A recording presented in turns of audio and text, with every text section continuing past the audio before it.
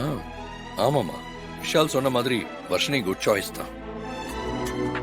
அத்தை, நான் எப்படி இந்த கிளையண்ட் மீட்டிங்ல? இல்ல அத்தை, வேண்டாம். எனக்கு ரொம்ப பயமா இருக்கு. நான் போகல. வர்ஷினி, உன்னால இதை ஈஸியா ஹேண்டில் பண்ண முடியும். நான் உனக்கு டீடைல்ஸ் எல்லாம் மெயில் பண்றேன். நீ அதை ஜஸ்ட் அட்டெண்ட் பண்ணி இந்த ப்ராஜெக்டை எக்ஸ்பிளைன் பண்ணா மட்டும் போதும். இல்ல ராகவ், எனக்கு பயமா இருக்கு.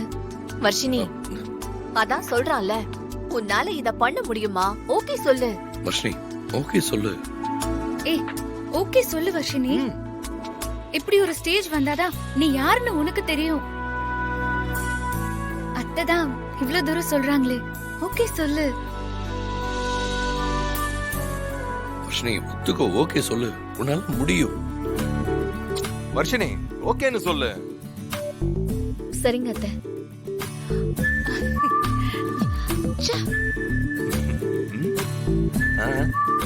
ரொம்ப தேங்க்ஸ் வர்ஷினி.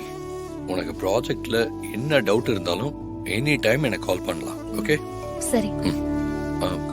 அம்மா, எனக்கு ஃப்ளைட்டுக்கு டைம் ஆச்சு. நான் கிளம்புறேன்.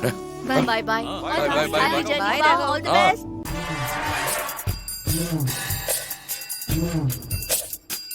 எனக்கு எரிச்சலா இருக்கு ஸ்டேஜா. நீ இங்க இருக்க, உன்கிட்ட ஒரு வார்த்தை கூட ராகவ் சொல்லல. அவகிட்ட மட்டும் எந்நேரம் ஆனாலும் கால் பண்ணுன்னு சொல்றான். அவள அப்படி பல்ல பல்ல காட்டுறான். ச்சே, என் அன்னைக்கு அவகிட்ட அப்படி என்னதான் பிரியமோ. முதல்ல இவள வீட்டை விட்டு அனுப்புனாதான் நமக்கு நிம்மதி.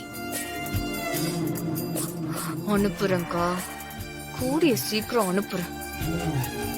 ஆனா இவளே எதிர்பார்க்காத மாதிரி சிறப்பா ஒரு மரியாதைய செஞ்சு அனுப்ப போறேன். நான் செய்ய போற மரியாதையில மொத்த குடும்பமும் தலை நிமிரவே முடியாது. அப்படி ஒண்ணு செய்யறேன். அப்பதான் என் மனசு நிம்மதியா இருக்கும்.